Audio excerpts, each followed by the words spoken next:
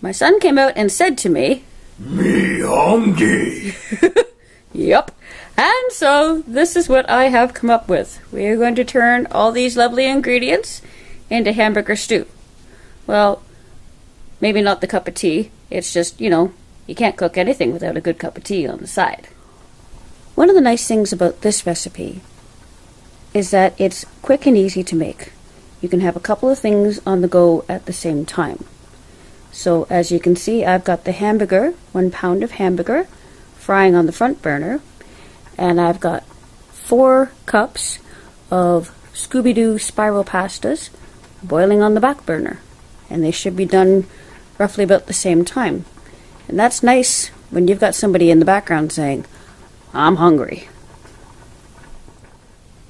I don't know if you guys have this kind of can opener. It's an electric can opener, but I just wanted to show you a quick trick on my way by. My husband does not like when I cut the lids only part way around. I like to cut them only part way, and then I can, lift them up and drain everything out and do what I need to do. He likes them cut right off. My only problem is that then, as you can see, my lid has disappeared right down into my paws. Right down, I know I've said that horribly, don't get angry. Right down, right down into my peas.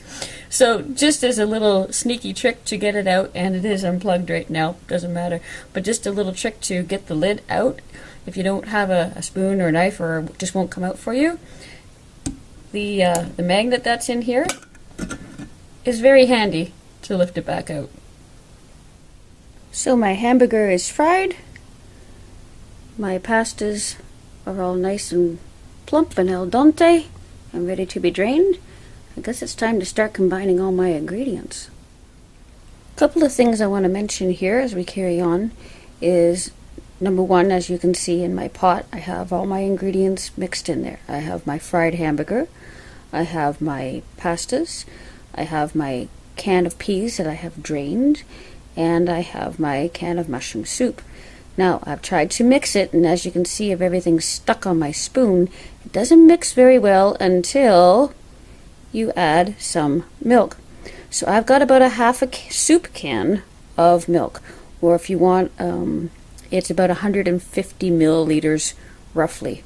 Okay, I'm going to add that in here. The other thing I want to make mention of is that make sure your pot is a really good size, because it won't just cook up all the nice plump pastas. You add everything else in there, and if you don't have enough room, it could get a whole lot of fun trying to stir this up. So here comes the exciting part. I'm adding in all the milk. Making sure I got it all in there. And then I'm going to see if all this will stay in my pot as I attempt to stir it around. Well, exciting and tasty. What more are you going to want out of a meal? This could take a few moments. I don't think I'll put you through that. Pee overboard! I better rescue that. Okie dokie. So I've added some salt and pepper to taste. As much or as little as you like. It's up to you. And as you can see, things are starting to mix a little easier now because the milk has gone through and broken down the cream of mushroom soup so that it's more creamy and less can-like. You know what I mean when you make it go gloop out of the can. So it's a lot easier to stir around now. I'm still saying though, make sure that you've got a good sized pot when you're doing this so that things don't go overboard. I did also add just a little bit more milk just to help cream things up a little easier. The hamburger is cooked. The pastas are cooked.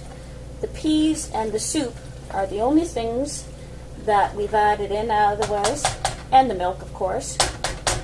And so now it's just a matter of putting a lid on things and letting it warm through on a low-medium heat and stirring it every once in a while because you don't want the milk to catch and to burn. And then once everything starts to bubble around a little bit, our hamburger stew will be ready.